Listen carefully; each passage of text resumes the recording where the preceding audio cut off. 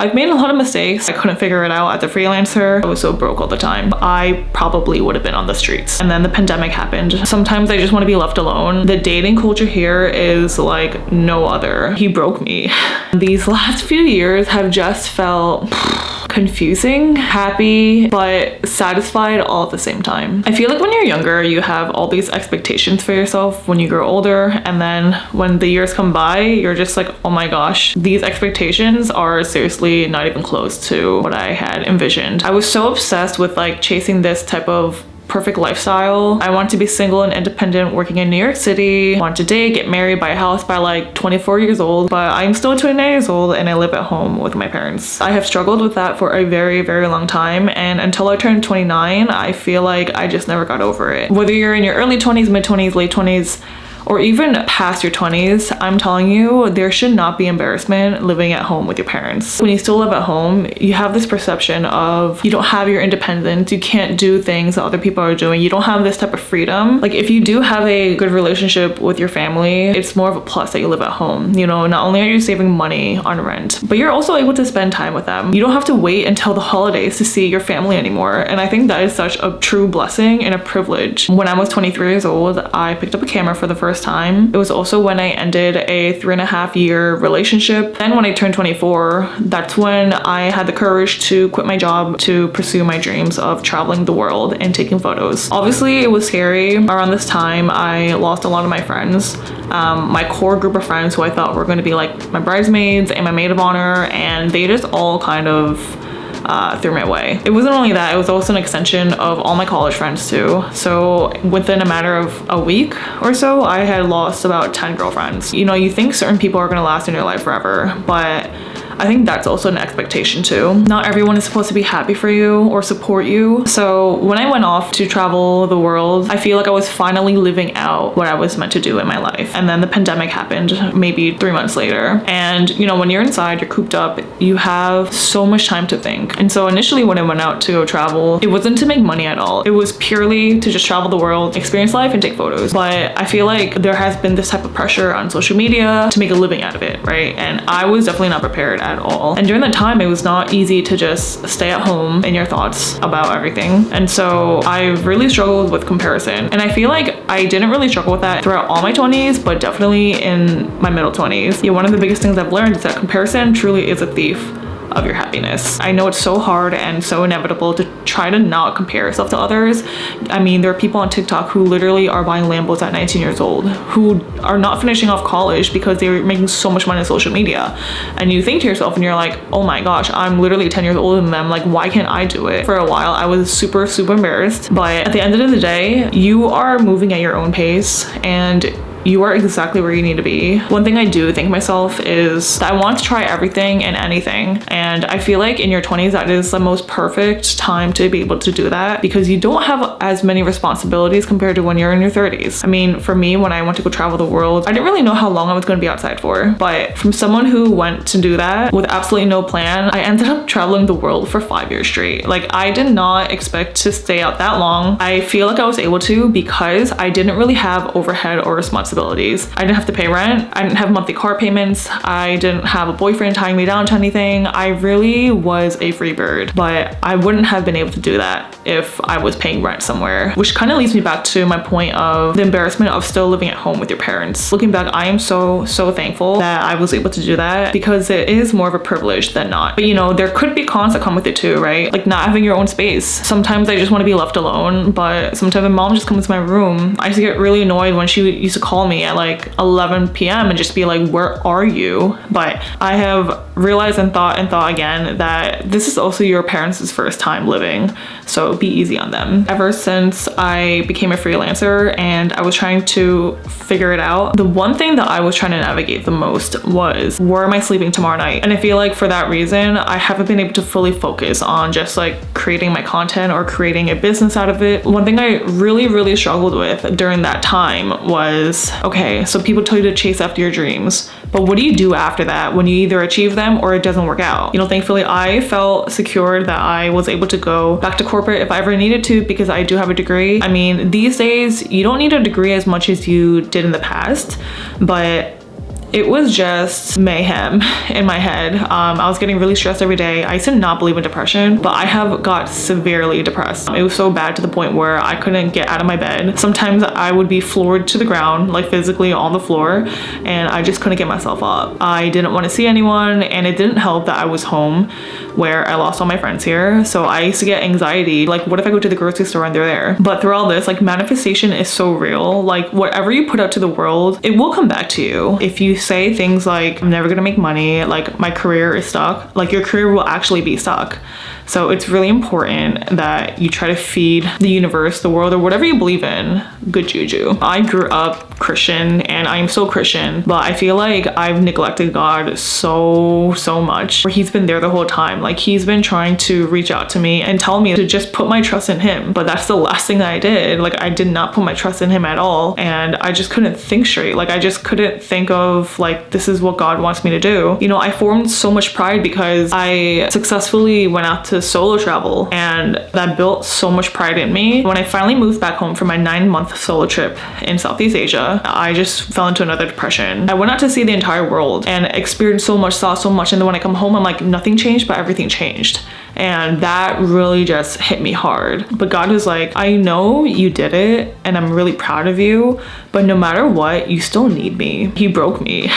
And I think that God just wanted to be closer to me. That feeling, that experience, that belief that I had will always stay close to me. So whether you are religious or not, no matter how lonely you might feel, God is always there for you. He's never left you, and he just wants you to reach out to him. This past year has been the most difficult. I went through one of the worst skin condition I have ever gone through in my life. It's something that you just can't plan for. As much as you have to take care of your mental health, you also have to take care of your physical health. Health is wealth, and it is almost impossible to do anything when you're not in physical good health condition. I feel like most people I've talked to in their 20s is so obsessed with dating, the dating culture, dating life, like meeting people, which is the era of your life that you should be dating around. Maybe it's also because I grew up right next to New York City, and the dating culture here is like no other. After I got out of my 3.5-year relationship, I felt so trapped that I wanted to do stuff for myself. I didn't really care about dating around. I feel like I seriously started to explore dating when I was traveling,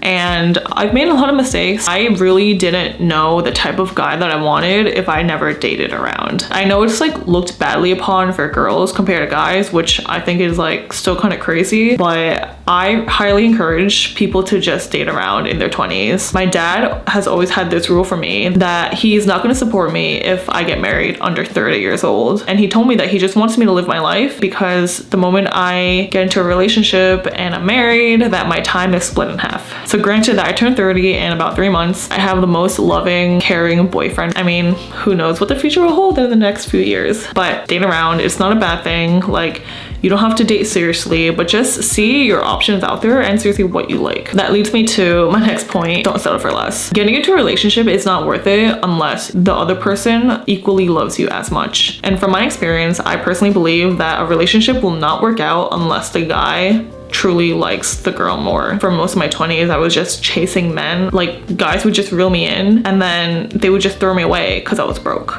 And maybe that's also why, like, I don't like dating New York guys, because there's always some type of expectation. I will never forget, I had this one guy, he was like joking around. He was like, yeah, like, when you die, your parents are gonna look at your bank account and be like, oh wow, she was always broke. And it's just like, dude, just like worry about yourself. Like, if I'm so broke, like, are you just trying to get in my pants because you can't get anyone else? Around this time too, I also struggled with the concept of money and just money in general, because literally a combination of things where I just feel like I couldn't figure it out as a freelancer. I wasn't ready to go back to 9 to 5, and I wasn't being taken seriously because I was so broke all the time. You know, I just like blew through all my savings when I was traveling. Again, I am grateful that I was able to come back home when I was broke. If I didn't have my parents' support to back me up, I probably would have been on the streets. Like, no question about that. I felt really embarrassed about my current situation, where I ended up getting a job at an agency. You know, at this agency, I did learn a lot, but I also feel like it was kind of like an excuse for me when people are like, oh, where do you work? Like, what do you do? And I work in an agency, instead of like me saying I'm a freelancer. I just feel like I wasn't proud of where I was as a freelancer. Another reason, I just feel like because I was so broke, I'm like, I don't think I can ever get married, because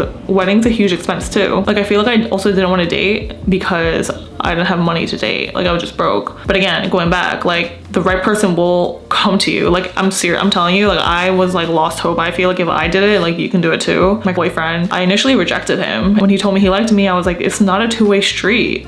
Like I'm sorry, it's one way. But he kept chasing after me. There was a period where I was trying not to contact him, FaceTime him, call him or whatever, and I realized I couldn't do it. He's always been persistent, he's always loved me, and he never stopped trying.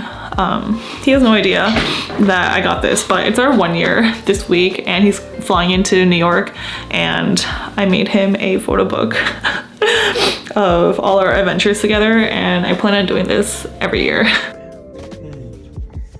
Wait, all of these are shipping. So one of the biggest things that I'd say I am very proud of for accomplishing in my 20s is to learn how to love myself. Now, I feel like self-love is so underrated, but I think it is the most important thing. It helps you understand yourself and also paves the way to learn how to love someone else. If I wasn't fully aware of myself, I don't think I would have been capable of being in a relationship right now. I'm really thankful that I took so much time to finally get into a relationship. The universe was kind of telling me that, all right, you need to be broke, you need to date all these guys, you need to be rejected from all these guys because you need to fully be okay with yourself. And I feel like the moment I fully accept myself, that's when my boyfriend came into my life. When you're finally becoming an adult and you are more independent of who you are and yourself, I feel like you think that you know everything. When I was 26 years old, I literally felt like I was unstoppable. Like I knew everything. I went through all these life experiences and I'm like, I got this. We are always learning, we are always growing, and you don't know as much as you think. You know, going back to just having the opportunity to live at home with my parents and still travel the world while keeping all my stuff at home is that till this day, I have never paid rent. I have never had monthly car loans. I made a joke, if someone wants to take my student loan that they can. And during the pandemic, there was a pause for 2 years of not paying student loans. And I'm like, I literally have zero responsibilities. Like, what am I doing? So at 29 years old, is this something I'm supposed to be embarrassed about or proud of, because I was able to kind of dodge all these grown-up expenses? Your passion and your grit will take you further than you know. For me, it was traveling and photography, and that has really allowed me to continue doing what I want to do because I had so much of a love for it. Travel as much as you can because you're not gonna have the same desire or the energy to do so when you get older. I don't think I will ever stop traveling. I think traveling will always be a part of me, but I don't have the desire to travel as much as I did 5 years ago. I just kind of want to stay home and be a homebody, which is like absolutely absurd because you couldn't find me in the house for more than a day long. Solo traveling has definitely made me more introverted, and I feel like I've picked up a lot more introverted tendencies than I did in the past. Like I used to be a social butterfly, loved meeting people, was always out, going to events all the time, but I feel like because I really outdid traveling, it really tired me out, and I don't see myself traveling like I used to before, like ever again. I don't know if that's like sad to admit or not, but I'm really glad and I'm happy that I had that period of my life to experience that. And in a way, like it was great that I did that until I physically and mentally couldn't anymore. Like I literally became so broke from stretching out my money for so long. I also have this like huge obsession with credit cards. Credit card points and miles has literally allowed me to travel the world for as long as I did. Like I don't remember the last time I paid full price for a flight or a hotel. Like it has to have been over 7 years ago. A huge thing that I did want to touch upon is that I feel like as a girl, you think that you have to settle down because it's going to be harder for you to have babies when you're 30. I had the same type of thought when I was around 27. I was still solo traveling in Asia. I was moving from like country to country every month. And it just hit me one day where I was like, shouldn't I just settle down so that I can have a baby by the time I'm like 31? I'm 29 right now. And for some reason, I don't feel rushed anymore. Everyone does move at their own pace. And I'm telling you right now, it's okay if you're still single when you're 29. Like imagine if you just waited 3 more years to find the perfect person than trying to just go for the next person around because you're trying to not be single and be in a relationship. Like waiting for that right person is going to be worth it, I promise you. 27 was when I felt like I was on the wrong side of my 20s and I was trying to do everything I possibly could to be like 24 again. I wanted to go back in time so bad because I wasn't ready to be 30. Like I wasn't like every time I would meet someone who was like 21, I'm like, oh my gosh, I'm so friggin' old. But I'm 29 right now and I can't wait to turn 30. I have never felt so excited for a birthday before, even though I do hate celebrating my birthdays. I don't like it. Okay, maybe hate's a strong word. They do say that 30s is the new 20s. You know, I've heard a lot from people who are in the 30s that they're finally in the stage of life where they have money to be able to enjoy life. They've made their mistakes, they know their preferences, they know who they are to be able to enjoy their 30s, where I feel like in your 20s, you're trying to still figure all that out. As long as you give it your all and you're trying your absolute best, there is no wrong answer. This is you in your life. You've only have one. Like, give it your all. Never be afraid of who you are. I know this video was super long, but every point here was very necessary. I hope that my experiences has really helped you solidify your thoughts. Trying to figure out your 20s is so overrated, and there's not much that you can really change about certain things, but you can change your outlook and your mindset. We're always going to be learning and developing as human beings, so we're always going to be evolving. Thank you to whoever stayed this far into the video. I know I haven't posted a video in a while, but I do plan on doing more of that when I'm 30. So thanks again, guys, and I will see you guys in the next